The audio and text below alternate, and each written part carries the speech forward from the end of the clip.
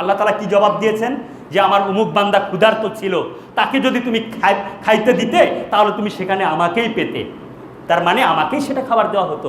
আমি পিপাসার্থ ছিলাম, তুমি আমাকে পানি পান করাওনি। একই কথা বলবেন, কিভাবে আমি তোমাকে পানি পান করাবো, অথচ তুমি হলে কি সমগ্র বিশ্বজগতের মালিক। একই কথা বলবেন যে আমার অমুক বান্দা পিপাসার্থ ছিল, তাকে যদি পানি পান করাতে তাহলে ওটাই আমাকেই পানি পান করানো হতো। তাহলে আপনি কোনো বান্দাকে যদি, অসহায় বান্দাকে যদি সাহায্য সহযোগিতা করেন, কোনো অসহায় বান্দার পাশে যদি দাঁড়ান, তার দুঃখ দুর্দশা যদি মোচন করে দেন, তাহলে এর মর্যাদা হচ্ছে আল্লাহ তাআলা এই দুনিয়াতেও আপনার দুঃখ দুর্দশা মোচন করে দেবে এবং কিয়ামতের মাঠেও।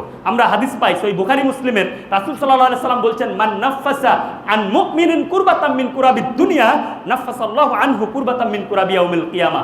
কোনো বান্দা যদি কোনো অসহায় কোনো মুমিন ব্যক্তির দুঃখ দুর্দশা দূর করে দেয়, তাহলে আল্লাহ তাআলা কিয়ামতের দিন তার দুঃখ দুর্দশা দূর করে দেবেন। ওমাই ইয়াসসার আলা মুসিরিন ইয়াসসারাল্লাহু আলাইহি ফিদ দুনিয়া ওয়াল আখিরা। কোনো বান্দা যদি কোনো বান্দার বিপদ দূর করে দেয়, তাহলে আল্লাহ তাআলা দুনিয়া এবং আখিরাতে তার বিপদ দূর করে দেবেন। আল্লাহু ফি আউনিল আবদ মা কানা আল আবদু ফি আউনি আখিহি। আর আল্লাহ তাআলা ওই বান্দাকে ততক্ষণ পর্যন্ত সাহায্য সহযোগিতা করতে থাকেন যতক্ষণ পর্যন্ত বান্দা তার অন্য ভাইকে সাহায্য সহযোগিতা করতে থাকে। তাহলে আমাদেরকে এই যে যারা অসহায় হয়ে রয়েছে, যারা পানিবন্দী হয়ে রয়েছে, যারা আজ খাবার পাচ্ছে না, মিসকিন আমাদের সামনে ঘুরে বেড়াচ্ছে, আমরা তাদেরকে যদি সাহায্য করি প্রকান্তরে, এটা যেমন আল্লাহ তাআলাকেই সাহায্য করা হয় এবং তাদেরকে সাহায্য করার কারণে আল্লাহ তাআলা আমাদেরকে সাহায্য করবেন। আমরা হয়তো এটা বুঝি না। রাসূল সাল্লাল্লাহু আলাইহি ওয়াসাল্লাম বলছেন, ইরহামু মান ফিল আরদে ইয়ারহামুকুম মান ফিস সামাই। তোমরা দুনিয়ার অধিবাসীদের প্রতি দয়া প্রদর্শন করো, তাহলে আসমানের অধিপতি আল্লাহ তাআলা তোমাদের উপর দয়া প্রদর্শন করবেন। মহান আল্লাহ তাআলা আমাদেরকে যাবতীয় যে আমাদের সামনে যে অসহায় ব্যক্তিগুলো রয়েছে, যারা খাবার অনাহারে ভুগছে, যারা পানিবন্দী হয়ে রয়েছে, যারা বিভিন্ন কষ্টে রয়েছে, আমরা তাদেরকে যার যার জায়গা থেকে খাদ্য দান করি, অর্থ করি দান করি এবং তাকে সহযোগিতা করি, তার দুঃখ দুর্দশা মিটিয়ে দেওয়ার চেষ্টা করি। আল্লাহ তাআলা আমাদেরকে সেই তৌফিক দান করুন। সম্মানিত মুসলিমবৃন্দ, আজকের জুমার সংক্ষিপ্ত আলোচনার বিষয় অসহায়কে খাদ্যদান, অসহায়কে সাহায্য সহযোগিতা করা। এই বিষয়ে সংক্ষিপ্তভাবে কোরআন এবং সুন্নাহর আলোকে আলোচনা করার চেষ্টা করব ইনশাআল্লাহ। আমা তৌফিকি ইল্লা বিল্লাহ, আলাইহি তাওয়াক্কালতু ওয়া ইলাইহি উনীব। সম্মানিত মুসলিমবৃন্দ, যেহেতু আমাদের এই সালাত আদায়ের জায়গাটা কিছুটা সংকীর্ণ হয়ে গেছে, তাই আপনাদেরকে একটু কষ্ট হলেও সামনের দিকে একটু এগিয়ে আসতে হবে, যাতে পিছনে যে মুসল্লিবৃন্দ আসছেন তারা যেন একটু জায়গা করে নিতে পারেন, তাদেরকে যেন আপনাদেরকে ডিঙিয়ে সামনে না আসতে হয়। পরবর্তীতে যখন সালাত শুরু হবে তখন আমরা আবার কষ্ট করে একটু লাইন করে নেব। এখন লাইন ছাড়াই আপনারা একটু সামনের দিকে এগিয়ে আসুন, পিছনের মুসল্লিদেরকে একটু বসার জায়গা করে দিন। সম্মানিত মুসল্লিবৃন্দ, যে বিষয় নিয়ে বলছিলাম যে অসহায়কে, গরিব মিসকিনকে খাদ্যদান, এটি ইসলামের একটি গুরুত্বপূর্ণ বিষয়। এতটাই গুরুত্বপূর্ণ বিষয় যে আমরা আলোচনার মাধ্যমে জানতে পারব যে সালাত, সিয়াম এইগুলো যেমন ইসলাম, ঠিক এমনিভাবে অসহায়কে, গরিব মিসকিনকে, অন্যকে খাদ্য দান, এটাও সেই একইভাবে ইসলামের অন্তর্ভুক্ত। এমনকি কোনো কোনো ক্ষেত্রে রাসূল সাল্লাল্লাহু আলাইহি ওয়াসাল্লাম তার জীবদ্দশায়, তার বাস্তব জীবনে তিনি অন্যকে খাদ্য দান, ফকির মিসকিনকে খাদ্য দান বা অসহায়কে সহযোগিতা করা, এইগুলোকে সর্বপ্রথম গুরুত্ব দিয়েছেন। এবং এই মিসকিনকে খাদ্যদান, অসহায়কে খাদ্যদান, এটা এতটাই গুরুত্বপূর্ণ যে আমরা মুসলিম হিসাবে আমাদের যখন এমন কিছু পাপ হয়ে যায় যেই পাপের শাস্তি জাহান্নাম অবধারিত, কিন্তু মহান আল্লাহ তাআলা সেই পাপ থেকে বাঁচার জন্য, সেই পাপের ক্ষমা পাওয়ার জন্য আমাদের সামনে যে মাধ্যমগুলো তিনি উল্লেখ করেছেন, যে অপশনগুলো রেখেছেন, তার মধ্যে একটি গুরুত্বপূর্ণ অপশন হচ্ছে মিসকিনকে খাদ্যদান, অসহায়কে খাদ্যদান। যেমন সিয়াম প্রত্যেকটা মুসলিম নরনারী, প্রাপ্তবয়স্ক নরনারী মুসলিমের উপরে ফরজ, কিন্তু কোনো কারণে যদি কোনো ব্যক্তি অসুস্থতার কারণে, বিশেষ করে অসুস্থতার কারণে কোনো ব্যক্তি যদি সিয়াম পালন করতে না পারে, এমন অসুস্থতা যেই অসুস্থতা থেকে তার ফিরে আসার সম্ভাবনা নেই বললেই চলে, যেমন বার্ধক্য, ধীরে ধীরে মানুষ আরো দুর্বল হয়ে যায়, সেক্ষেত্রে তার একটি সিয়ামের পরিবর্তে যে ফিদিয়ার ব্যবস্থা করা হয়েছে সেটাও কিন্তু মিসকিনকে খাদ্যদান। মাত্র 1.5 কেজি চাউলের বিনিময়ে মহান আল্লাহ তাআলা এই বান্দার একটি সিয়ামকে তিনি কি করে দেন? পূর্ণ করে দেন। ঠিক এমনিভাবে সিয়াম পালনরত অবস্থায় দিনের বেলায় কোনো মানুষ যদি স্ত্রী সহবাস করে ফেলে, তাহলে এটা এতটাই গুরুতর একটি অপরাধ হয়ে দাঁড়ায় যে মহান আল্লাহ তাআলা এর কাফারা হিসেবে লাগাতার 2 মাস সিয়াম অবধারিত করে দিয়েছেন। কিন্তু মানুষের পক্ষে যখন এইটা অসম্ভব হয়ে দাঁড়ায় 2 মাস লাগাতার সিয়াম পালন করা, তখন মহান আল্লাহ তাআলা বড় দয়া করে এখানে যে অপশনটা রেখেছেন সেটা হচ্ছে 60 জন মিসকিনকে খাদ্যদান। সেই খাদ্যদানের কথাই কিন্তু চলে এসেছে। ঠিক এমনিভাবে কোনো মানুষ যখন কোনো শপথ করে, কোনো কসম করে, তখন এই শপথটা, এই কসমটা যখন তার ভাঙার প্রয়োজন হয় অথবা ভেঙে ফেলে, তখন তাকে এই কাফারা হিসাবে যা নির্ধারণ করা হয়েছে সেটাও কিন্তু 10টি সিয়াম। যদি কেউ এটা পালন করতে না পারে, তাহলে তার জন্য যে ব্যবস্থা রাখা হয়েছে সেটা হচ্ছে 10 জন মিসকিনকে খাদ্যদান, যেটা আমরা পেয়ে যাব সূরা মায়েদার 89 নম্বর আয়াতে। আর ফিদিয়ার কথা আমরা পাবো সূরা বাকারার 184 নম্বর আয়াতে। ঠিক এমনিভাবে কোনো বান্দা যদি তার স্ত্রীকে মায়ের সঙ্গে তুলনা করে বা স্ত্রীর কোনো অঙ্গকে মায়ের অঙ্গের সঙ্গে তুলনা করে, তখন ওই স্ত্রীটা তার জন্য হারাম হয়ে যায়, স্পর্শ করা হারাম হয়ে যায়।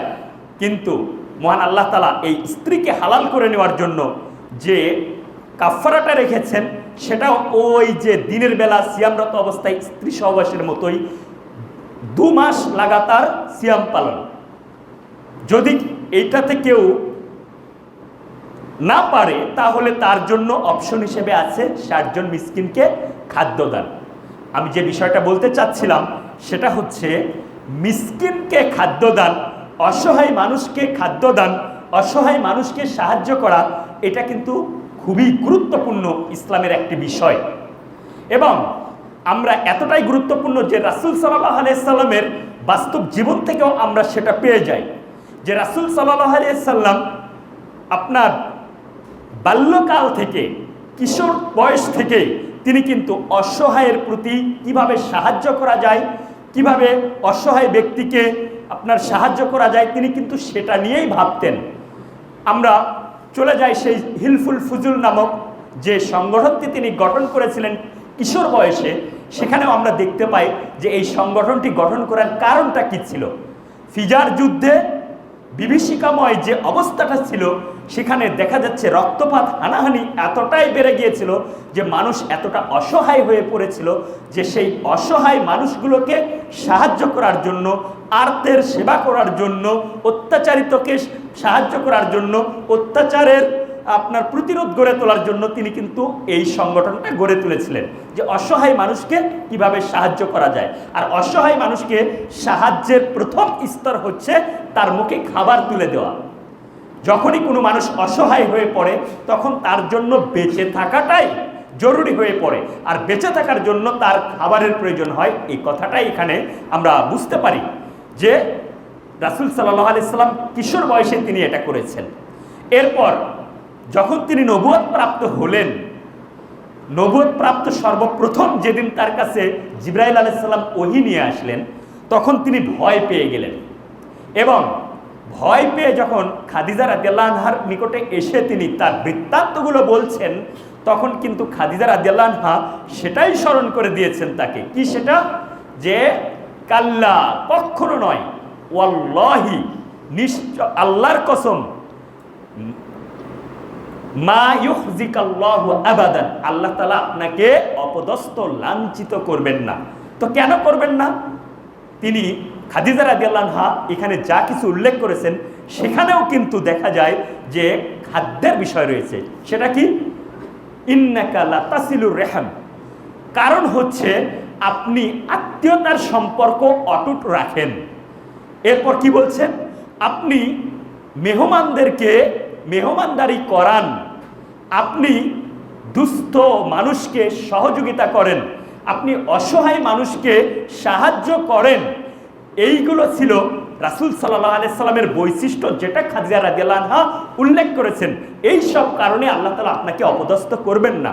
সুতরাং বোঝা যায় যে রাসূল সাল্লাল্লাহু আলাইহি সাল্লাম নবুয়ত পাওয়ার পূর্বে থেকেই তিনি অসহায় মানুষের প্রতি সাহায্য, সহযোগিতা এগুলো করতেন।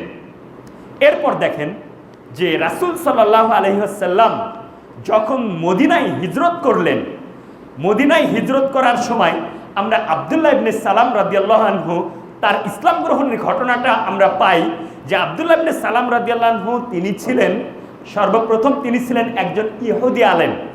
তিনি ইহুদি আলেম ছিলেন, আল্লাহ তাআলাকে পাওয়ার জন্য তিনি খ্রিস্টান হয়েছেন।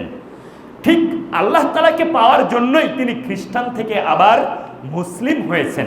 তো আব্দুল্লাহ ইবনে সালাম রাদিয়াল্লাহু আনহু তিনি বলছেন, লাম্মা কাদিমান নাবিয়্যু সাল্লাল্লাহু আলাইহি ওয়াসাল্লাম আল মাদিনাতা, যখন নবী সাল্লাল্লাহু আলাইহি ওয়াসাল্লাম মদিনায় আগমন করলেন, ইনজাফালান নাসু কিবালাহু, তখন উৎসুক মানুষ তাকে দেখার জন্য ছুটে চলে গেল তার কাছে, এবং তারা বলছে কদ কাদিমা রাসূলুল্লাহ সাল্লাল্লাহু আলাইহি ওয়াসাল্লাম, আল্লাহর রাসূল আমাদের সামনে আগমন করেছেন, মদিনায় আগমন করেছেন।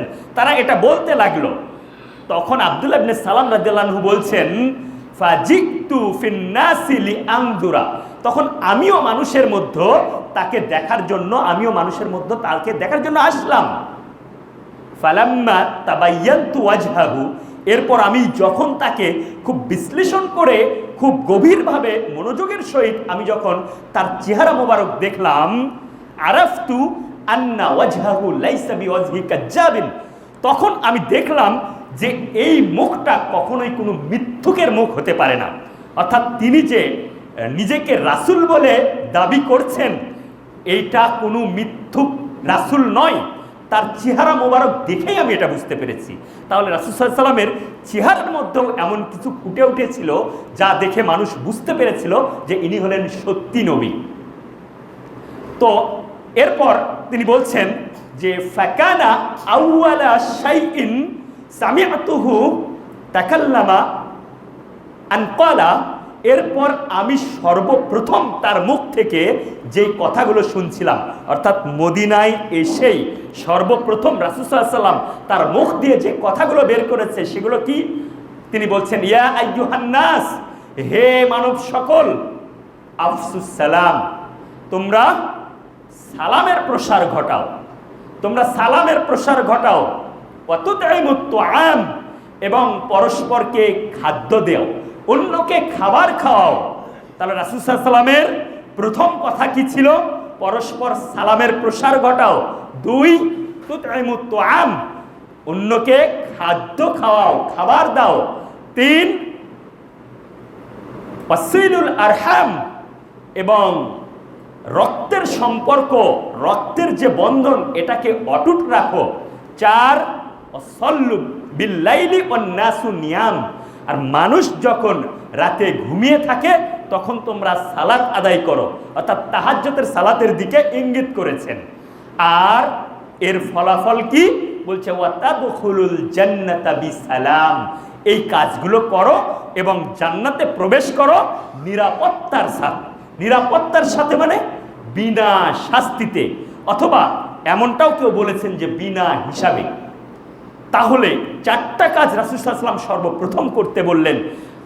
এটা বোঝা যায় যে নতুন কোনো সমাজে এসে যখন সমাজটা গঠন করতে চাচ্ছেন তখন যে 4টা কথা বলেছেন এই চারটা বিষয় নিয়ে যদি ভাবা যায় তাহলে বোঝা যায় যে এই চারটা বিষয়, চারটা দিক ছিল একটা আদর্শ সমাজ গঠনের অন্যতম একটি চারটা দিক। সেই চারটে দিকের মধ্যে প্রথমটাই ছিল কি? আফসুস সালাম, পরস্পরের মধ্যে সালামের প্রসার ঘটাতে হবে। কেন জানেন? কারণ সালামের প্রসার ঘটালে তাহলে পরস্পরের মধ্যে আর শত্রুতা থাকবে না, পরস্পরের মধ্যে ভালোবাসা সৃষ্টি হবে। আমরা অন্য হাদিস দ্বারা পাই না এটা, লা তাদখুলুল জান্নাতা হাত্তা তুমিন, তোমরা ততক্ষণ পর্যন্ত জান্নাতে যেতে পারবে না যতক্ষণ পর্যন্ত না তোমরা কি করবে? ঈমান আনবে। ওয়ালা তুমিন হাত্তা তাহাব্বু, আর তোমরা পরস্পরের মধ্যে যতক্ষণ পর্যন্ত ভালোবাসা সৃষ্টি করতে না পারবে ততক্ষণ পর্যন্ত তোমরা ঈমানদার হতে পারবে না। আফালা আদুল্লুকুম আলা আমরিন ইযা ফাআলতুমুহু তাহাব্বাতুম, আমি কি তোমাদেরকে এমন একটা কাজের কথা বলবো না যেই কাজ করলে তোমাদের পরস্পরের মধ্যে ভালোবাসা সৃষ্টি হবে? কি সেটা? আফশুস সালামা বাইনাকুম, তোমরা পরস্পরের মধ্যে বেশি বেশি সালামের প্রসার ঘটাবে।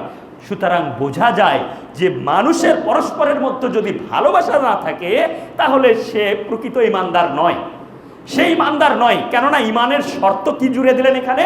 পরস্পরের মধ্যে ভালোবাসা থাকতে হবে। এই জন্য তো আমরা দেখতে পাই যে অন্য হাদিসে যে কোনো মানুষের মধ্যে যদি বিন্দুমাত্র অহংকার থাকে, হিংসা থাকে, তাহলে সে জান্নাতে যেতে পারবে না। তাহলে কথা কিন্তু ঘুরে ওখানেই আসলো যে সত্যিকারই যদি আমরা ঈমানদার হই তাহলে আমাদের পরস্পরের মধ্যে ভালোবাসা থাকতে হবে। আর পরস্পরের মধ্যে ভালোবাসার জন্য যেই কাজটা করতে হয় সেটা হচ্ছে সালামের প্রসার ঘটাতে হবে, সেটা সালামের প্রসার ঘটাতে হবে। তো রাসূল সাল্লাল্লাহু আলাইহি সাল্লাম এই কথাটা বললেন। এরপরে যে কাজটা করতে হবে সেটা হচ্ছে পরস্পরকে খাবার দিতে হবে। এই কথা বলেছেন এখানে যে তুতঈমুত তুআম, অন্যকে খাবার খাওয়াও। এইটা আমরা দেখতে পাই যে এই অন্যকে খাবার খাওয়ানো এটা এতটাই গুরুত্বপূর্ণ একটা বিষয় এবং এটা এতটা কার্যকরী একটা বিষয়। আপনি কোনো মানুষকে 100 টাকা দিবেন, ওই মানুষ যা না খুশি হবে, আপনি 100 টাকার খাওয়াবেন, দেবেন তার চাইতে অনেক বেশি গুণ খুশি হয়। তো এই যে খাওয়ানোর একটা গুরুত্বই আলাদা, যার কারণে রাসূল সাল্লাল্লাহু আলাইহি ওয়াসাল্লাম বলছেন যে তুতঈমুত তুআম, তোমরা কি করবে? অন্যকে খাবার খাওয়াবে। আপনি ডাকেন, একজনকে মেহমান হিসেবে ডাকেন, খাবার খাওয়ান, দেখেন আলাদা একটা মহাব্বত সৃষ্টি হবে। তাহলে আদর্শ সমাজ গঠনের জন্য তিনি নতুন একটা সমাজে এসে কিন্তু এই কথাটাই বলেছেন। আর একটা কি বলেছেন? সিলুল আরহাম, রক্তের সম্পর্ক, রক্তের বন্ধন অটুট রাখতে হবে। আমরা কিন্তু এগুলো একটাতেও নেই। কেন জানেন? প্রথম যেটা বলছে যে আফসুস সালাম, সালামের প্রসার ঘটাতে হবে। অন্য হাদিসে রাসূল সাল্লাল্লাহু আলাইহি ওয়াসাল্লাম কি বলেছেন? বলছেন যে হাদিসটা আমি খুতবাতে পড়েছি, এই হাদিসটা আপনার ইমাম বুখারী তিনি একটি বাব, একটা পর্বই তিনি উল্লেখ করেছেন এই বলে যে ইতআমুত তুআম মিনাল ইসলাম, অন্যকে খাদ্য খাওয়ানোটাই হচ্ছে ইসলাম, অন্যকে খাদ্য খাওয়ানোটাই ইসলাম। এবং এটা প্রমাণ করতে গিয়ে তিনি যে হাদিসটা নিয়ে এসেছেন সেটা হচ্ছে কি, এক ব্যক্তি রাসূল সাল্লাল্লাহু আলাইহি ওয়াসাল্লাম জিজ্ঞেস করছেন আইয়ুল ইসলামে খাইর, ইসলামের কোন জিনিসটা উত্তম, সর্বোত্তম, কোন কাজটা সর্বোত্তম ইসলামে? রাসূল সাল্লাল্লাহু আলাইহি ওয়াসাল্লাম কিন্তু তাকে বলেছেন যে আপনার তুতঈমুত তুআম, যে কি করবে? অন্যকে খাবার খাওয়াবে। আর কি? তাকরাউস সালাম আলা মান আরাফতা ওয়া মান লাম তারিফ, তুমি যাকে চেনো তাকেও তুমি সালাম দেবে, যাকে চেনো না তাকেও তুমি সালাম দেবে, যাকে চেনো তাকেও খেতে দেবে, যাকে চেনো না তাকেও খেতে দেবে। আপনি ডাকেন, আপনার ধরেন এই যে এক মসজিদ, এখানে সহিহ আকীদার আলোচনা হয় এবং এখন মোটামুটি বগুড়া শহরের মধ্যে এখানে ভালো ভালো শায়েখরা আসে। আমি আজকে এসেছি, এটা ধরেন আমার চাইতে অনেক বড় বড় শায়েখরা আসে, তখন দেখবেন অনেক দূর দূরান্ত থেকে অনেক দিনপ্রিয় ভাইয়েরা যারা দিন চায় তারা কি করে?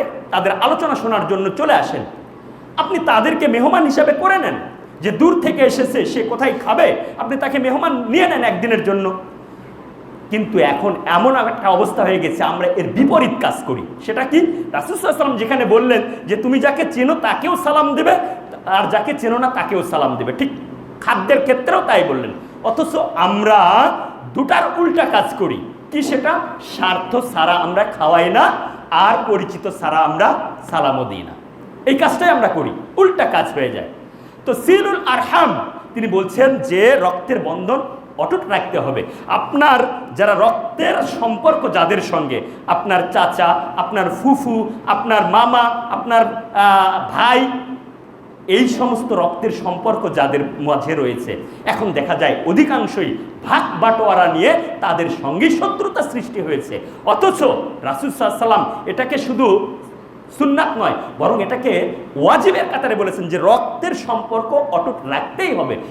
এমনও হাদিস রয়েছে যে রক্তের সম্পর্ক যদি না রাখে তাহলে ওই ব্যক্তি জান্নাতে যাবে না। আবার এমনও আপনার মর্যাদার কথা বলা হয়েছে, কেউ যদি এই দুনিয়াতে তার রিজিক এবং হায়াত বৃদ্ধি করে নিতে চায়, সে যেন রক্তের সম্পর্ক অটুট রাখে। তো একটা আদর্শ সমাজ গঠনের জন্য তিনি এই 4টা কথা বলেছেন। শেষে কি বলেছেন? ওয়াসাল্লু বিল-লাইলি ওয়ান-নাসু নিয়াম। আর রাত্রিবেলা সালাত আদায় করবে যখন অন্য মানুষগুলো ঘুমিয়ে আছে। এখানে তাহাজ্জুদের দিকে ইঙ্গিত করা হয়েছে। তাহলে আপনি বলেন যে কোনো ব্যক্তি যখন আরামের ঘুম হারাম করে রাত্রিবেলা উঠে তাহাজ্জুদ পড়বে, যেই সময় মহান আল্লাহ তাআলা শেষ আসমানে নেমে আসবে এবং বান্দাকে ক্ষমার ঘোষণা দিবেন, বান্দার প্রয়োজনগুলো পূরণের ঘোষণা দিবেন, এই সময় এই যে আরামের ঘুমটা ভেঙে যে বান্দা উঠবে, এই বান্দা কি ফরজ ছাড়া এই শুধু এই নফল পড়তে উঠবে? নিশ্চয় এই বান্দা ফরজ পড়েই নেবে। যার কারণে এই 4টা কথা বলেছে, এগুলো কিন্তু নফল কাজ এগুলো। তারপরেও রাসূল সাল্লাল্লাহু আলাইহি ওয়াসাল্লাম এইগুলোর কথা বলেছেন। শেষে তিনি কি বলেছেন? যে এই কাজগুলো করবে, বলছে তাদখুলুল জান্নাতা বিসালাম, জান্নাতে প্রবেশ করো। এই 4টা কাজ করে তোমরা জান্নাতে প্রবেশ করো নিরাপত্তার সাথে। এখানে আমি যে আলোচনাটা মূলত নিয়ে আসলাম সেটা হচ্ছে খাদ্যের বিষয়ে। তো খাদ্যের বিষয়ে এতটাই গুরুত্বপূর্ণ আমরা জানলাম যে রাসূল সাল্লাল্লাহু আলাইহি ওয়াসাল্লাম তার বাস্তব জীবনেও তিনি কি খাদ্যের বিষয়টা অনেক বেশি গুরুত্ব দিয়েছেন, অনেক বেশি তিনি গুরুত্ব দিয়েছেন। তাই আমাদেরকেও কি করতে হবে? পরিচিত অপরিচিত সবাইকে যেমন সালাম দিতে হবে, পাশাপাশি আমাদেরকে খাবারের ব্যবস্থাও কিন্তু করতে হবে। বিশেষ করে ফকির মিসকিন যারা আমাদের কাছে যারা খাবার চায়, অনেক সময় খাবার চায় কিন্তু আমরা খাবার না দিয়ে 5টা টাকা দিয়ে তাকে পার করে দিই। অথচ এই খাবারের যে কত মর্যাদা, এই খাবারটা যে কত গুরুত্বপূর্ণ, রাসূল সাল্লাল্লাহু আলাইহি সাল্লাম নির্দেশ দিচ্ছেন বারবার। সুহাইব ইবনে সিনান রাদিয়াল্লাহু আনহু বলেন, রাসূল সাল্লাল্লাহু আলাইহি ওয়াসাল্লাম বলেছেন, খায়রুকুম মান আত'আমাত তুআম ওয়া রাদ্দুস সালাম। তোমাদের মধ্যে ওই ব্যক্তি সর্বোত্তম যে ব্যক্তি অন্যকে খাবার খাওয়ায় আর কি করে? সালামের উত্তর দেয়। তাহলে আগের হাদিসে আমরা জানলাম যে সালাম দিতে বলছেন, আর এই হাদিস দ্বারা আমরা জানলাম যে সালাম যাকে দিচ্ছেন তার উত্তর দেওয়াটাও এটাও সর্বোত্তম ব্যক্তির কাজ। সুতরাং আমাদেরকে এই উত্তম ব্যক্তি হতে হবে। এরপর আবু মুসা আল আশআরী রাদিয়াল্লাহু আনহু তিনি বলেন, সহিহ বুখারীর হাদিস, রাসূল সাল্লাল্লাহু আলাইহি সাল্লাম বলেছেন, তিনি নির্দেশ দিচ্ছেন। কি নির্দেশ দিচ্ছেন? আত'ইমুল জাইয়া, তোমরা ক্ষুধার্তকে খাদ্য দাও, ক্ষুধার্তকে খাদ্য দাও। ওয়াউদুল মারিদ, এবং অসুস্থকে দেখতে যাও, অসুস্থ সেবা করো। ওয়া ফাক্কুল আয়ানি, এবং অবরুদ্ধ নির্যাতিত যারা আছে তাদেরকে মুক্ত করে দাও। এই যে 3টা নির্দেশ দিলেন, এইগুলো হাদিস থেকে, রাসূল সাল্লাল্লাহু আলাইহি ওয়াসাল্লামের জীবন থেকে, এবং এই খাদ্যদানের মাধ্যমে যে পাপগুলো মোচন হয়ে যায়, যে পাপগুলোর কথা শুরুতেই বলেছি, এই আলোচনাগুলো থেকে আমরা বুঝতে পারি যে অন্যকে খাদ্য দান করা, অন্যকে খাবার খাওয়ানো, মিসকিন অসহায়কে সাহায্য করা, এইটা ইসলামে অত্যন্ত গুরুত্বপূর্ণ একটা কাজ। এমনকি ইমাম বুখারী যে পর্বটা তিনি উল্লেখ করেছেন, তিনি সেখানে এই অন্যকে খাদ্য খাওয়ানোটাকেই ইসলাম তিনি বলেছেন, যে ওইটাই হচ্ছে ইসলাম। আমরা যদি একটু সাহাবীদের ঘটনা দেখি, যে সেখানে দেখেন যে আনসার সাহাবীরা মুহাজিরদেরকে কিভাবে গ্রহণ করে নিলেন। যখন মুহাজির সাহাবীরা তাদের বাড়িঘর, ধন সম্পদ সব কিছু ছেড়ে চলে এসেছেন মদিনায়, আর মদিনাতে এসে আনসার সাহাবীদের তাদের আচরণটা কেমন ছিল মুহাজির সাহাবীদের প্রতি। আনসার সাহাবীরা আমরা এমনও পাই যে রাসূল সাল্লাল্লাহু আলাইহি ওয়াসাল্লাম আনসার এবং মুহাজিরদের মধ্যে ভ্রাতৃত্বের বন্ধন করে দিলেন। তখন আনসার সাহাবীরা তাদের সম্পদের অর্ধেক মুহাজিরদেরকে দিয়ে দিতে চাইলেন, কিন্তু মুহাজিররা তা নিতে চাইলেন না। পরে তারা কি বললেন, যে ঠিক আছে, আমাদের এই সম্পদগুলো, জমি জায়গাগুলো তোমরা নাও, সেখানে ফসল করো, আমাদেরকে একটা অংশ দেবে, তোমরা একটা অংশ নেবে। তারা এটাতে খুশি হয়ে গেল। এবং এমনও বর্ণনা পাওয়া যায় যে আব্দুর রহমান ইবনে আউফ তিনি বলছেন তার সঙ্গে যাকে ভাই করে দেওয়া হয়েছিল তাকে বলছেন যে আমার যে স্ত্রীগুলো রয়েছে তোমার কোন স্ত্রীকে পছন্দ বলো, আমি তাকে তালাক দিয়ে দেবো, তারপর তুমি তাকে স্ত্রী হিসেবে গ্রহণ করবে। এতটা স্যাক্রিফাইস তারা করতে চেয়েছেন। আমরা এই ঘটনাও জানি যে সূরা হাসরের আপনার 9 নম্বর আয়াতে যেটা রয়েছে, আল্লাযীনা তাবাওয়াউদ দারা ওয়াল ঈমানা মিন ক্বাবলিহিম ইউহিব্বুনা মান হাজারা ইলাইহিম, আল্লাযীনা তাবাওয়াউদ দারা ওয়াল ঈমানা মিন ক্বাবলিহিম, মদিনায় বসবাসকারী আনসার যারা ওই মুহাজিরদের হিজরত করার পূর্বে যারা কি করেছে, ঈমান এনেছে, তারা কি করেছে, ইউহিব্বুনা মান হাজারা ইলাইহিম, যারা হিজরত করে এসেছে তাদেরকে তারা ভালোবাসতো, ইউহিব্বুনা মান হাজারা ইলাইহিম ওয়ালা ইয়াজিদুনা ফি সুদুরিহিম হাজাতাম মিম্মা উতু। আর এই মুহাজির সাহাবীদেরকে যা কিছু দেওয়া হতো, যেমন মনে করেন যে আপনার গনিমতের মাল অথবা ভাই যেটা বিনা যুদ্ধে পেয়েছেন, রাসূল সাল্লাল্লাহু আলাইহি ওয়াসাল্লাম এগুলো অধিকাংশই মুহাজিরদেরকে দিতেন, কেননা তারা নিঃস্ব হয়ে গিয়েছিল। তাদেরকে দেওয়ার কারণে এই আনসার সাহাবীরা তারা নিজেদের মনের মধ্যে হিংসা পোষণ করতো না যে কেন তাদেরকে দিল, আমাদেরকে কেন দিল না, এমনটা পোষণ করতো না। বরং এই আনসার সাহাবীরা তাদের নিজেদের প্রয়োজন থাকা সত্ত্বেও তারা মুহাজিরদেরকে দিয়ে দিত, খাদ্য দিয়ে দিত। আমরা ঘটনা পড়িনি যে রাসূল সাল্লাল্লাহু আলাইহি ওয়াসাল্লামের নিকট এক ব্যক্তি এসে বলছে, আল্লাহ রাসূল আমাকে ক্ষুধা আমাকে কি করছে, যন্ত্রণা দিচ্ছে, অনেক বেশি ক্ষুধা পেয়েছে তার, আমাকে যদি কিছু খাবার দিতেন।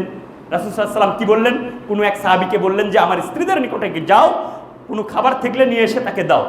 ওই সাহাবী ফিরে এসে কি বলছেন যে আপনার কোনো স্ত্রীর নিকটে কোনো খাবার নেই। তখন আল্লাহ রাসূল সাল্লাল্লাহু আলাইহি ওয়াসাল্লাম বলেছেন যে আমার এই মেহমানটাকে কেউ মেহমানদারি করাবে এমন কেউ আছে? কেউ হাত উঠায় না। পরিশেষে এক সাহাবী বলছে আমি আছি, আমি কি করব, তাকে মেহমানদারি করাবো।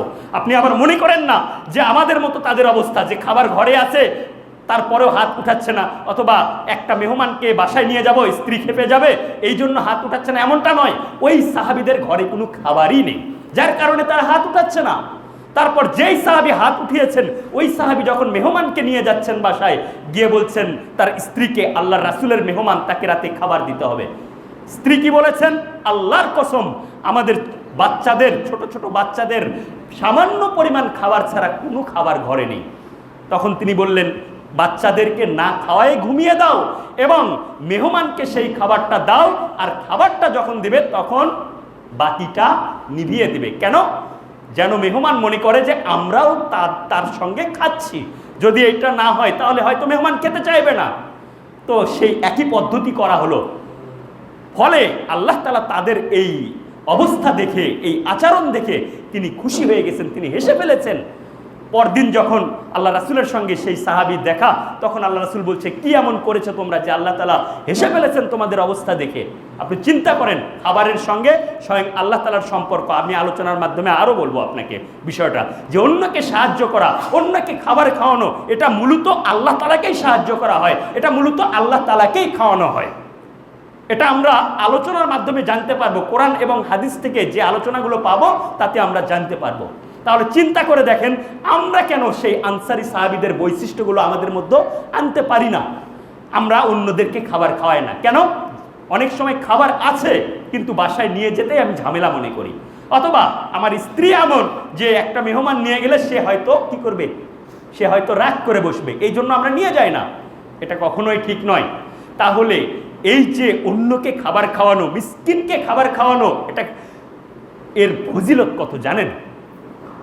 খাবার তো আমরা খাওয়াই অন্যকে, কিন্তু এর অনেক উদ্দেশ্য থাকে। যেমন কিছু আছে ধর্মীয়ভাবে খাওয়া, যেমন বিয়ে শাদির অলিমা, যেমন ফিদিয়ার খাবার, যেমন কাফফারার জন্য খাবার, এগুলো ধর্মীয় খাবার।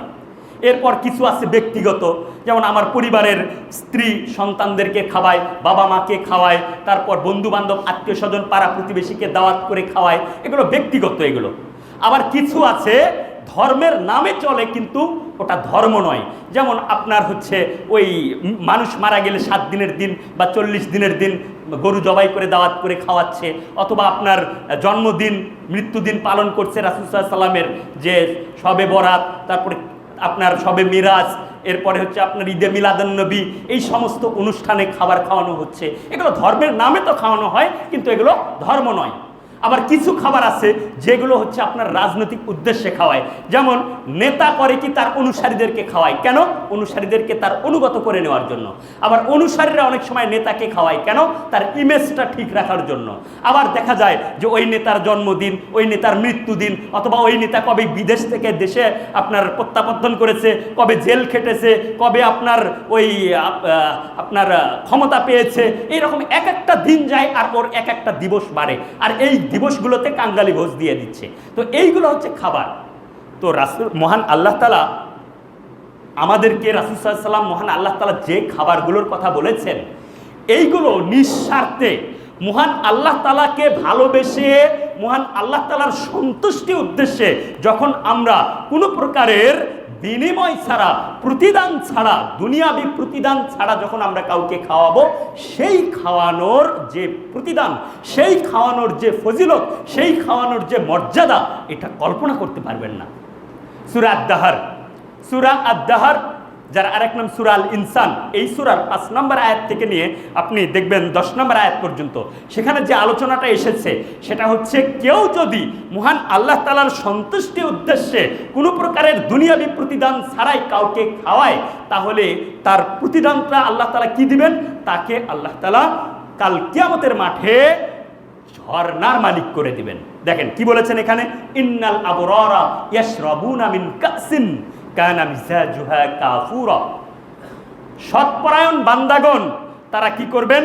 তারা পানি পান করবেন, তবে সাধারণ কোনো পানি নয়, মিনারেল ওয়াটার, সাধারণ পানি নয়, বরং সেই পানিটা হচ্ছে কাফুরা, মানে কাফুর মিশ্রিত পানি, যার একটা এক্সট্রা ঘ্রাণ থাকবে, যে পানিটা হবে শীতল, খুবই সুস্বাদু। এই পানি পান করবেন কারা? সৎকর্মশীল পরায়ণ বান্দাগণ। আর কি, ইন্নাল আবরারা ইয়াশরাবুনা মিন কাসিন কানা মিজাজুহা কাফুরা আইনান ইয়াশরাবু বিহা ইবাদুল্লাহি ইউফাজ্জিরুনহা তাফজিরা। আর আল্লাহর এই বান্দাগণ এই পানিটা যে পান করবেন, এটা হচ্ছে ঝর্ণা, তাকে একটা ঝর্ণা দেওয়া হবে, সেই ঝর্ণার পানি পান করবেন। এবং এই ঝর্ণাটা, তার মানে আপনার ওই বান্দা, আমরা যেমন যদি ভিআইপি মেহমানদেরকেও যদি আমরা দাওয়াত করি, তারপরেও আমরা তাদের সামনে কি করি? 1 বোতল করে পানি রাখি, বা 2 বোতল 3 বোতল রাখি, মানে একটা লিমিট থাকে। কিন্তু এই বান্দাদেরকে আল্লাহ তাআলা লিমিট ছাড়া দিবেন, সেটা কি? পুরো একটা ঝর্ণার মালিক করে দেবেন, পুরা ঝর্ণার মালিক করে দেবেন। এবং এই ঝর্ণা নির্দিষ্ট একটা জায়গায় থাকবে না যে পান করার জন্য সেখানে যেতে হবে, বরং আল্লাহ তাআলা বলছেন ইউফাজ্জিরুনহা তাফজিরা, ওই বান্দা যেখানে চাইবে সেখানে এই ঝর্ণাটা তৈরি হবে। অর্থাৎ অনেকটা রিমোটের মতো, রিমোট টিপ দিল, ওখানে ঝর্ণা সৃষ্টি হয়ে গেল, এমন হবে তার জন্য। তারপর মহান আল্লাহ তাআলা বলছেন কেন এই কাজটা হবে, এই বান্দা কেন এই ঝর্ণার মালিক হবে? বলছে ইউফুনা বিন নাযরি ওয়া ইয়াখাফুনা ইয়াওমান কানা শাররুহু মুস্তাতিরা। কারণ হচ্ছে এই বান্দা যখন কোনো মানত করেছে, যখন কোনো নজর করেছে, সেটাকে সে পূর্ণ করে, মানতটা পূর্ণ করে। আর কি? ওয়া ইয়াখাফুনা ইয়াওমান, এবং এমন একটা দিনের ভয় করে, কানা শাররুহু মুস্তাতিরা, যেই দিনের অনিষ্ট হবে অত্যন্ত অত্যন্ত ভয়াবহ। অর্থাৎ কাল কিয়ামতের মাঠে, কাল কিয়ামতের যে ভয়াবহ বিভীষিকা, এইটা চিন্তা করে এই ভয়ে সে যাবতীয় পাপাচার থেকে মুক্ত থেকেছে এই বান্দা। এই জন্য তাকে কি করা হবে? এই ঝর্ণার মালিক করে দেওয়া হবে। আর কি বলছে? ওয়ায়ুতঈমুনা আত-তুআমা আলা হুব্বিহি মিসকিনাও ওয়া ইয়াতীমান ওয়া আসীরা। ওয়ায়ুতঈমুনা আত-তুআম, আর তারা কি করছে? খাদ্য খাওয়াচ্ছে। কাদেরকে? আলা হুব্বিহি। কেন জানেন? আল্লাহ তাআলার প্রতি ভালোবাসার জন্য তারা খাদ্য খাওয়াচ্ছে। কাদেরকে? মিসকিনা, মিসকিনদেরকে, ইয়াতীমা, ইয়াতীমদেরকে, আর কি? ওয়া আসীরা, এবং বন্দীদেরকে। এই বন্দী হতে পারে কোনো এক গুহায় বন্দী হয়ে গেছে, এই বন্দী হতে পারে কোথাও অবরুদ্ধ হয়ে গেছে, এই বন্দী হতে পারে বানভাসী লোক যারা চারিদিকে বন্যার মধ্যে তারা হাবুডুবু খাচ্ছে, সেখান থেকে তাদের কাছে খাদ্য পানীয় স্বাভাবিকভাবে পৌঁছেছে না, এদেরকে যে খাবারগুলো দেওয়া হয়। অথবা এই বন্দী এমন বন্দী যেখানে যুদ্ধ চলছে কিন্তু তারা সেখান থেকে বের হয়ে আসতে পারছে না, এদেরকে খাদ্য দিয়ে সহযোগিতা করে, তাদের জন্য আল্লাহ তাআলা এই ঝর্ণার ব্যবস্থা করে রেখেছেন। এবং যারা এই খাবারগুলো দেয় তারা কি বলে, ইন্নামা নুতঈমুকুম লিওয়াজহিল্লাহ, আমরা তোমাদেরকে খাবার দিচ্ছি শুধুমাত্র আল্লাহ তাআলাকে সন্তুষ্টি করার উদ্দেশ্যে। লা নুরিদু মিনকুম জাযাআও ওয়ালা শুকুরা, না আমরা তোমাদের কাছ থেকে কোনো প্রতিদান চাই, না আমরা তোমাদের কোনো কৃতজ্ঞ চাই যে তোমরা এই খাবারটা পেয়ে আমাদের প্রতি কৃতজ্ঞ হবে যে জাযাকাল্লাহ খায়ের, বা যেটা বলে থ্যাংক, এটা না, এরকম কিছু না। তোমাদের কাছ থেকে আমরা কোনো প্রতিদানই চাই না, বরং শুধুমাত্র আল্লাহ তাআলার সন্তুষ্টির উদ্দেশ্যে তোমাদেরকে আমরা খাওয়াচ্ছি। এখান থেকে একটা বিষয় বোঝা যায় যে আসলে মিসকিনদেরকে যারা খাওয়ায় তারা মূলত বিনা স্বার্থেই খাওয়ায়। কেন জানেন? কারণ মিসকিনদেরকে খাওয়ালে মিসকিনদের কাছ থেকে কোনো প্রতিদান পাবো এটা আশা করা যায় না। তারপরেও অনেক মানুষ আছে যারা মিসকিনদেরকে তো খাওয়ায়, কিন্তু খাওয়াতে দেওয়ার সময় বলে যে একটু দোয়া করো আমার জন্য। এটাও কিন্তু একটা প্রতিদান চাওয়া, এটাও প্রতিদান চাওয়া।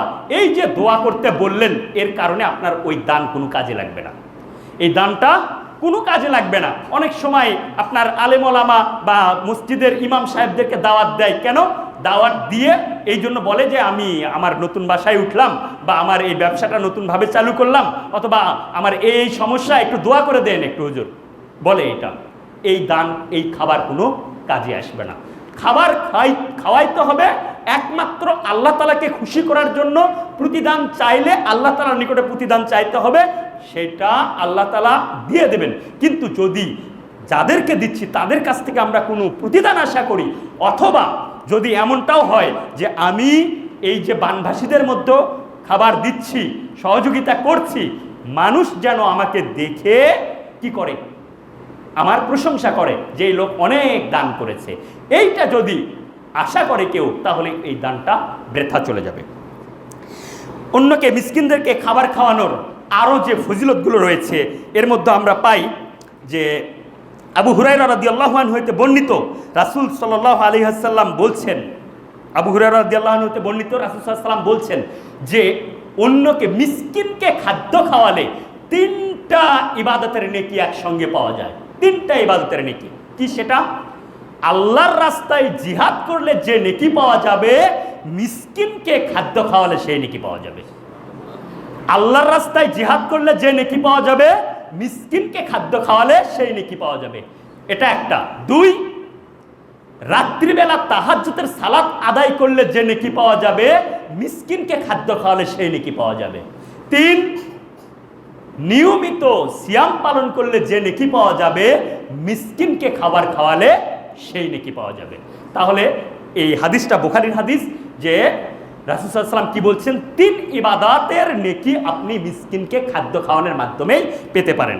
আবু হুরায়রা রাদিয়াল্লাহু আনহু হতে বর্ণিত রাসূল সাল্লাল্লাহু আলাইহি ওয়াসাল্লাম আরও বলছেন যে আমাদের অন্তর তো অনেক কঠিন, মানুষের প্রতি দয়া করব, মানুষের জন্য একটু দয়া হবে, দয়া হয়ে তাকে একটু খেতে দিব, তাকে সাহায্য সহযোগিতা করব, অনেক সময় আমাদের অন্তরে সেই দয়াটা আসে না, কঠিন।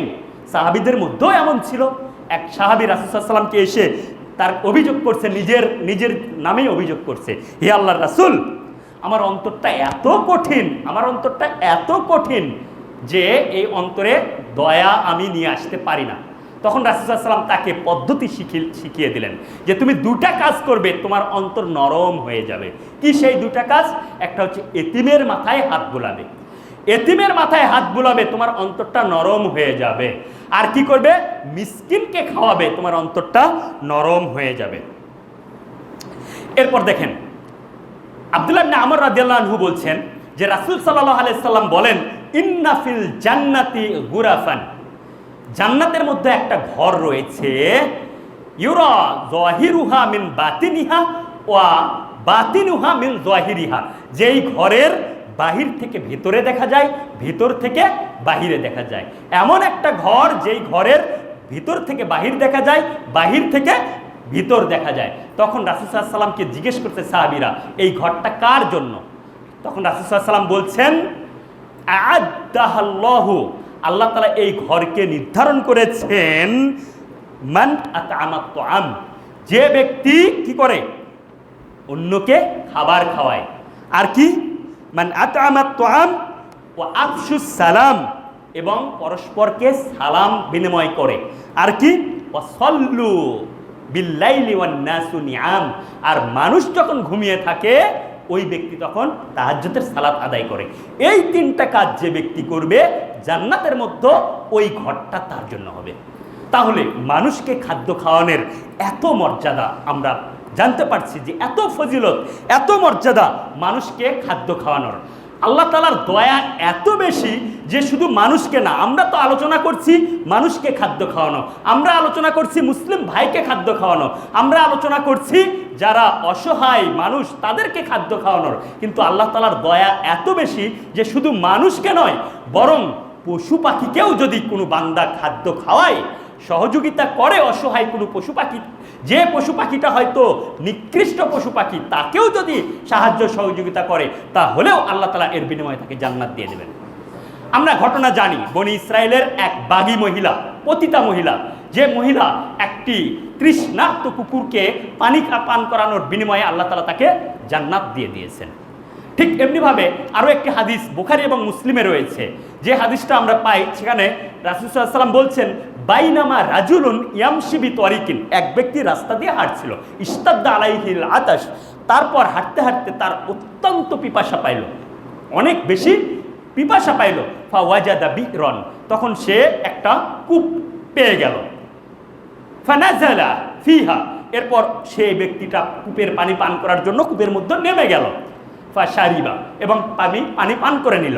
সুম্মা খারাজা, এরপর কূপ থেকে যখন উঠছে, ফাইদা কালবুন ইয়ালহাসু ইয়াকুলু সারা মিনাল আতাশি, তখন কূপ থেকে উঠেই ওই ব্যক্তি দেখতে পাচ্ছে একটা কুকুর ময়লা চাটতেছে। কিসের কারণে? অতিরিক্ত তৃষ্ণা লেগেছে এই কারণে। তখন এই ব্যক্তির মনের মধ্যে হয়েছে যে একটু আগে আমার যেমন পিপাসা পেয়েছিল, ঠিক এই কুকুরটারও একই পিপাসা পেয়েছে। তাই তার মনে দয়ার সঞ্চার হলো, সে ওই কুকুরটাকে পানি পান করানোর জন্য আবার কূপের মধ্যে নেমে গেল। এবার কূপের মধ্যে নেমেছে, কূপ থেকে পানি উঠাবে কি করে? তখন সে তার পায়ের মোজা খুলে মোজার মধ্যে পানি নিয়েছে, মোজার মধ্যে পানি তো নিয়েছে, এবার উঠবে কি করে? তখন ওই মোজাটা তার মুখে নিয়েছে, দাঁত দিয়ে কামড়ে নিয়েছে। তারপর সে ওপরে উঠে কুকুরটাকে পানি পান করাইয়ে দিয়েছে। মহান আল্লাহ তাআলা তার এই দৃশ্য দেখে তার প্রতি কৃতজ্ঞ হয়েছেন। রাসূল সাল্লাল্লাহু আলাইহি ওয়াসাল্লাম বলছেন, ফাশাকারাল্লাহু লাহু, আল্লাহ তাআলা তার কৃতজ্ঞ হয়েছেন তার প্রতি, ওয়া ফাগাফারা লাহু, এবং কৃতজ্ঞ হয়ে তার প্রতিদান হিসেবে তাকে ক্ষমা করে দিয়েছেন। অন্য বর্ণনায় রয়েছে ফাআদখালাহুল জান্নাহ, এই ব্যক্তিকে আল্লাহ তাআলা জান্নাত দিয়েছেন। তখন সাহাবীরা জিজ্ঞেস করছেন, ইন্না লানা ফিল বাহাইমি আজরুন, আমাদের যে আমাদের চারিপাশে যে পশু পাখিগুলো রয়েছে, এগুলোকে যদি আমরা খাবার খাওয়াই, সহযোগিতা করি, তাহলে কি আমরা প্রতিদান পাবো? তখন রাসূল সাল্লাল্লাহু আলাইহি ওয়াসাল্লাম বলছেন, ফি কুল্লি কাবিদিন রাতবাতিন আজর, প্রত্যেক তাজা কলিজা যার মধ্যে রয়েছে, অর্থাৎ প্রত্যেকটা জীবন্ত পশু পাখি, তাকে যদি আপনি খাবার খাওয়ান, তাকে তার অসহায়ের সময় যদি তাকে সহযোগিতা করেন, আল্লাহ তাআলা আপনাকে প্রতিদান দেবেন, যেমন প্রতিদান এই যে বাগী মহিলা আর এই লোকটাকে দিয়েছে। তাহলে আল্লাহ তাআলার দয়া কত দেখেন, এবং খাবার খাওয়ানোর ফজিলতটা কত। খাবার খাওয়ানো এটা অত্যন্ত গুরুত্বপূর্ণ, যার কারণে আমি আবারও বলছি যে ইমাম বুখারী তিনি একটা পর্বই উল্লেখ করেছেন যে এই খাবার খাওয়ানোটাই মূলত ইসলাম, খাবার খাওয়ানোটাই ইসলাম। তাই আজকের যে আমাদের দেশে একটা ক্রান্তিকাল চলছে, দেশের একটা সাইডে বেশ কয়েকটা জেলা আজ বন্যায় হাবুডুবু খাচ্ছে, এইটা কোনো প্রাকৃতিক দুর্যোগ নয়, বরং এইটা মানুষের সৃষ্টি করা দুর্যোগ। এটা রাজনীতির প্রতিহিংসামূলক এক শ্রেণীর লোক, তারা এই কাজটা করেছে প্রতিহিংসা করে। আমরা দোয়া করি আল্লাহ তাআলা আমাদের আমাদের দেশের যেই সমস্ত মানুষগুলো এই বিপদের মধ্যে রয়েছে, আল্লাহ তুমি তাদেরকে বিপদ থেকে উদ্ধার করো, এবং যারা এই বিপদে ফেলেছে, হে আল্লাহ তুমি তাদের জন্য যথেষ্ট হয়ে যাও, তাদের জন্য তুমি যথেষ্ট হয়ে যাও। আমাদের যে কর্তব্য সেটা হচ্ছে আমাদের নিজ নিজ জায়গা থেকে অবশ্যই তাদেরকে সাহায্য সহযোগিতা করা আমাদের উপর ওয়াজিব, ফরজ করতেই হবে এটা। কারণ প্রত্যেকটা মুসলিম, প্রত্যেকটা মুমিন তারা একটা দেহের মতো, দেহের একটা অঙ্গ যেমন অসুস্থ হয়ে গেলে পুরা দেহ সেটা অনুভব করতে পারে, ঠিক এই শুধু বাংলাদেশ নয়, পৃথিবীর যে কোনো আনাচে কানাচে কোনো মুসলিম যদি আক্রান্ত হয়ে যায়, বিপদে পড়ে, আপনার অসহায় হয়ে পড়ে, খাদ্যহীনতায় পড়ে যায়, তাহলে সেই অভাবটা আমাদেরকে অনুভব করতে হবে। এই দয়াটা আমাদের মনের মধ্যে নিয়ে আসতে হবে। আমাদের যার যার জায়গা থেকে সাহায্য সহযোগিতা করতে হবে। যেই সমস্ত ভাইয়েরা এই আপনার তাদেরকে সহযোগিতা করার কাজে নিয়োজিত রয়েছেন, তাদেরকে আপনার পরিপূর্ণভাবে সাপোর্ট দিতে হবে, অর্থ দিয়ে, খাদ্য দিয়ে, সব কিছু দিয়ে। যদি এই কাজটা আমরা না করতে পারি, তাহলে আমাদের জন্য অত্যন্ত ভয়াবহ শাস্তি অপেক্ষা করছে। কি সেই শাস্তি? আপনি দেখেন, সূরা হাক্কায় চলে যান। সূরা হাক্কা, সেখানে মহান আল্লাহ তাআলা বলছেন যে খুযুহু ফাগুল্লুহ, মানে জাহান্নামীদের কথা বলছেন। যারা জাহান্নামী তাদেরকে আল্লাহ তাআলা বলছেন খুযুহু ফাগুল্লুহ, তাদেরকে পাকড়াও করো এবং তাদের গলায় বেড়ি পরিয়ে দাও। সুম্মাল জাহিমা সাল্লু, এবং তাদেরকে জাহান্নামে নিক্ষেপ করো। সুম্মা ফি সিলসিলাতিন জারউহা সাবউনা যিরাআন ফাসলুকু, এবং তাদেরকে 70 হাত শিকল দিয়ে শৃঙ্খলিত করো। মানে 70 হাত শিকল দিয়ে তাদেরকে আবার কি করো? বেঁধে ফেলো। কেন? কারণ হচ্ছে ইন্নাহু কানা লা ইউমিনু বিল্লাহিল আযীম, এর কারণ হচ্ছে তারা আল্লাহ তাআলার প্রতি ঈমান আনেনি। তারা দুনিয়াতে আল্লাহ তাআলার প্রতি ঈমান আনেনি।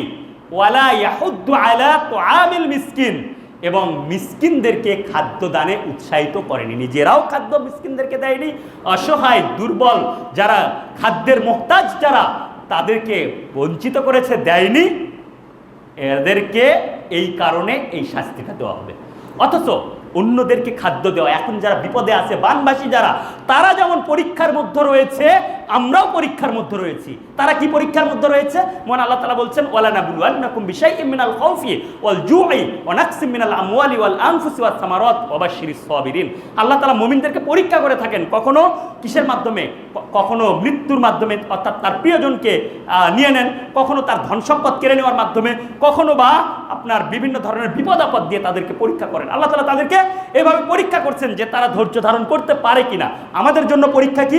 আমাদের জন্য পরীক্ষা হচ্ছে, মহান আল্লাহ তাআলা বলেন ওয়াফি আমওয়ালিহিম হাক্কুল লিসাইলি ওয়াল মাহরুম, তাদের সম্পদে, অর্থাৎ যারা সচ্ছল, তাদের সম্পদে বঞ্চিতদের হক রয়েছে, অধিকার রয়েছে। যারা আজ বঞ্চিত হয়ে আছে, তার অংশটুকু আপনার সম্পদে রয়েছে। তো আপনি সেই অংশটুকু দিচ্ছেন কিনা, এটা আপনার জন্য পরীক্ষা। আপনি তাদেরকে খাদ্য দিচ্ছেন কিনা, তাদেরকে সহযোগিতা করছেন কিনা, এটাই আপনার ঈমানের পরীক্ষা।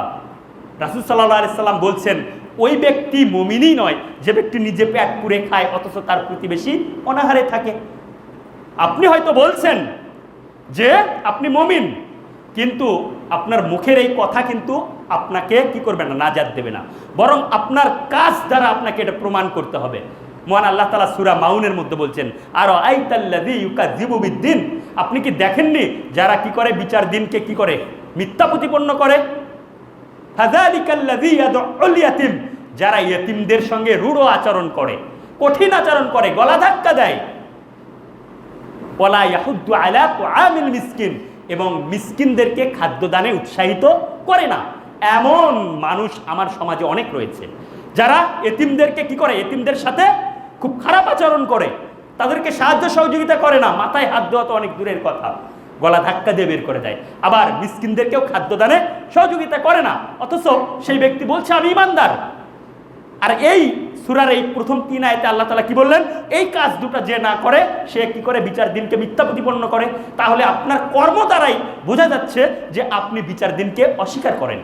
কারণ বিচার দিনকে যদি আপনি স্বীকার করতেন, তাহলে আপনি যেমন এতিমের মাথায় হাত বুলাতেন, এতিমকে সাহায্য সহযোগিতা করতেন, ঠিক এমনিভাবে অসহায় ব্যক্তির মুখেও খাবার উঠিয়ে দিতেন। এটাই তো ঈমানের পরিচয়, এটাই তো বোঝা যাচ্ছে এখানে।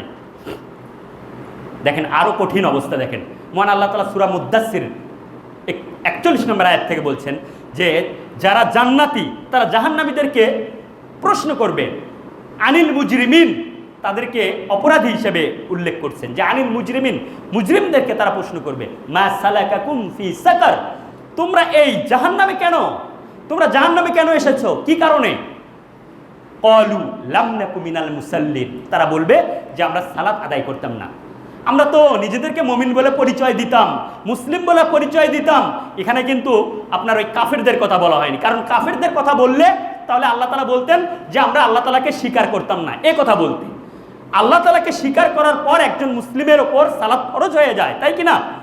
আর এখানে কিন্তু আল্লাহ তাআলা বলছেন, কি বলছেন, তারা কি জবাব দিবে? লাম নাকু মিনাল মুসাল্লিন, তার মানে ও মুসলিম ছিল কিন্তু সালাত আদায় করেনি।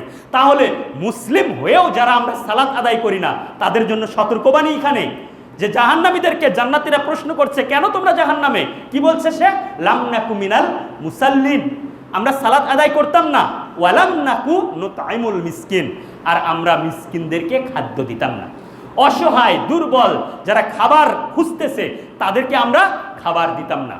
একটা বিষয় মনে রাখবেন, যে মিসকিনদেরকে যদি আপনি খাবার দেন, ক্ষুধার্তকে যদি আপনি খাবার দেন, অসহায় ব্যক্তিকে যদি আপনি সাহায্য সহযোগিতা করেন, তাহলে সেটা যেন আল্লাহ তাআলাকেই সাহায্য করা হচ্ছে, সেটা যেন আল্লাহ তাআলাকেই খাবার দেওয়া হচ্ছে।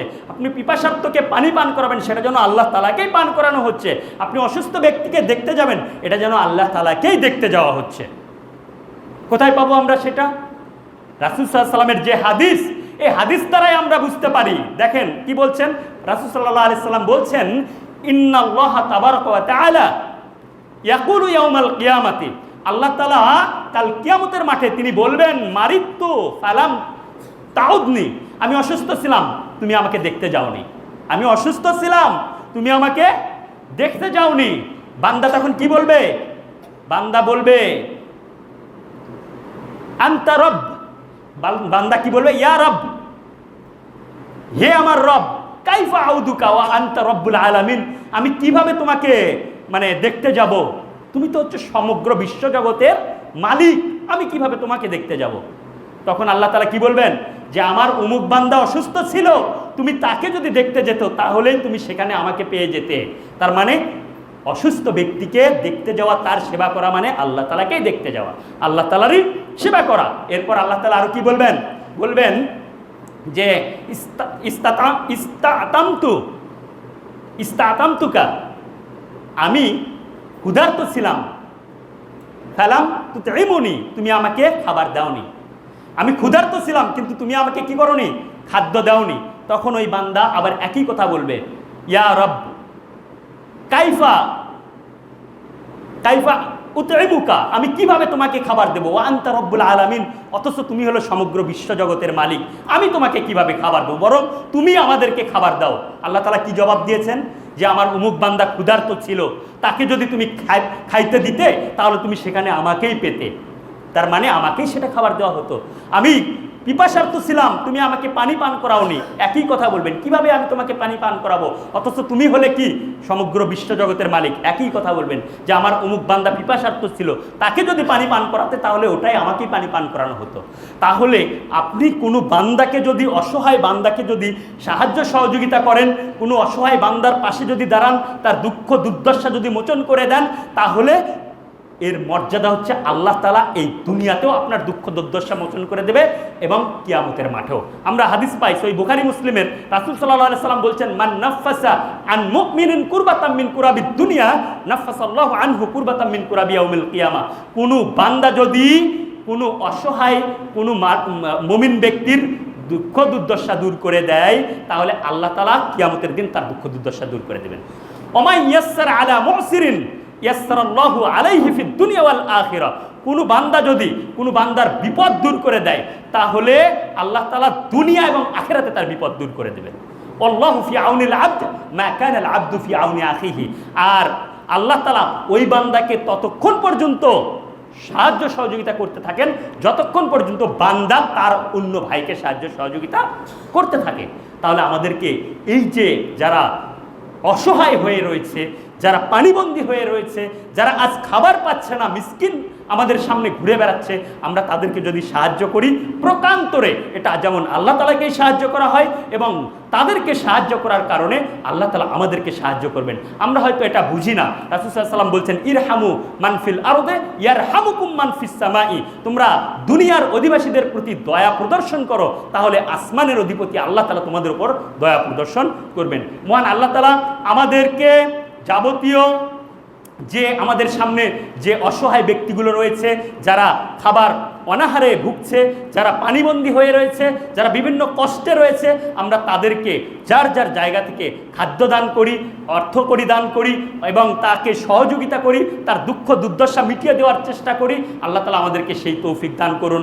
আকুলু কওলি হাযা আস্তাগফিরুল্লাহ লি ওয়া লাকুম ওয়া লিসাইরিল মুসলিমিনা মিন কুল্লি যামবিন ওয়া আতুবু ইলাইহি ফাস্তাগফিরুহু ইন্নাহু হুয়াল গফুরুর রহিম। আলহামদুলিল্লাহ রব্বিল আলামিন ওয়াসসালাতু ওয়াসসালামু আলা আশরাফিল আমবিয়াই ওয়াল মুরসালিন নবিয়িনা মুহাম্মদ ওয়া আলা আলিহি ওয়া সাহবিহি আজমাইন ওয়া মান তাবিআহুম বিইহসানিন ইলা ইয়াউমিদ্দিন। আম্মা বা'দ, ফাআউযু বিল্লাহি মিনাশ শাইতানির রাজীম। বিসমিল্লাহির রাহমানির রাহিম। ইন্নাল্লাহা ওয়া মালাইকাতাহু ইউসাল্লুনা আলান নবী ইয়া আইয়ুহাল্লাযীনা আমানু সাল্লু আলাইহি ওয়া সাল্লিমু তাসলিমা। আল্লাহুম্মা সাল্লি আলা মুহাম্মাদ ওয়া আলা আলি মুহাম্মাদ কামা সাল্লাইতা আলা ইব্রাহিম ওয়া আলা আলি ইব্রাহিম ইন্নাকা হামিদুম মাজিদ ওয়া বারিক আলা মুহাম্মাদ ওয়া আলা আলি মুহাম্মাদ কামা বারাকতা আলা ইব্রাহিম ওয়া আলা আলি ইব্রাহিম ইন্নাকা হামিদুম মাজিদ। আল্লাহুম্মা আইজ্জাল ইসলাম ওয়াল মুসলিমিন, আল্লাহুম্মা আইজ্জাল ইসলাম ওয়াল মুসলিমিন ওয়া আযিল্লাশ শিরকা ওয়াল মুশরিকিন ওয়া দাম্মির আ'দাআকা ওয়া أعداء الدين. اللهم انصر من نصر دين محمد صلى الله عليه وسلم. اللهم اخذل من خذل دين محمد صلى الله عليه وسلم. اللهم انصر المسلمين واخذل الكفرة والمبتدية واليهود والنصارى والهنود والمرتدين. اللهم اغفر للمؤمنين والمؤمنات والمسلمين والمسلمات والأحياء منهم والأموات. اللهم إنا نجعلك في نحورهم ونعوذ بك من شرورهم. اللهم شتت شملهم، اللهم مزق جمعهم، اللهم دمر ديارهم، اللهم زلزل أقدامهم، اللهم خالف بين كلمتهم، اللهم خذهم أخذ عزيز مقتدر يا رب العالمين. ربنا ظلمنا أنفسنا وإن لم تغفر لنا وترحمنا لنكونن من الخاسرين. ربنا آتنا في الدنيا حسنة وفي الآخرة حسنة وقنا عذاب النار. ربنا هب لنا من أزواجنا وذرياتنا قرة أعين واجعلنا للمتقين إماما.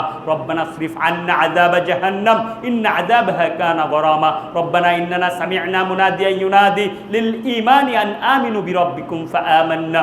ربنا فاغفر لنا ذنوبنا وكفر عنا سيئاتنا وتوفنا مع الأبرار. ربنا لا تزغ قلوبنا بعد إذ هديتنا وهب لنا من لدنك رحمة إنك أنت الوهاب. رب ارحمهما كما ربياني صغيرا. رب ارحمهما كما ربياني صغيرا. رب ارحمهما كما ربياني صغيرا. اللهم إنا نعوذ بك من الهم والحزن والعجز والكسل والجبن والبخل وضلع الدين وغلبة الرجال. اللهم إنا نعوذ بك من جهد البلاء ودرك الشقاء وسوء القضاء وشماطة الأعداء. اللهم إنا نعوذ بك من البرص والجنون والجذام ومن سيء الأسقام. اللهم إنك عفو تحب العفو فاعف عنا. اللهم إنا نسألك الهدى والتقى والعفاف والغنى. اللهم أجرنا من النار. اللهم إنا نسألك جنة الفردوس. اللهم إنا نسألك جنة الفردوس. لا إله إلا الله الحليم الكريم. سبحان الله رب العرش العظيم والحمد لله رب العالمين. نسألك موجبات رحمتك وعزائم مغفرتك والغنيمة من كل بر والسلامة من كل إثم. لا تدع لنا ذنبا إلا غفرته ولا هما إلا فرجته ولا دينا إلا قضيته ولا مريضا إلا شفيته ولا حاجة من حوائج الدنيا والآخرة هي لك رضا إلا قضيتها ويسرتها يا أرحم الراحمين يا أكرم الأكرمين يا راحم المساكين يا ذا القوة المتين يا ذا الجلال والإكرام. عباد الله رحمكم الله، إن الله يأمر بالعدل والإحسان وإيتاء ذي القربى وينهى عن الفحشاء والمنكر والبغي يعظكم لعلكم تذكرون. فاذكروا الله يذكركم وادعوه يستجب لكم ولذكر الله تعالى أعلى وأولى وأعظم وأتم وأكبر. سبحان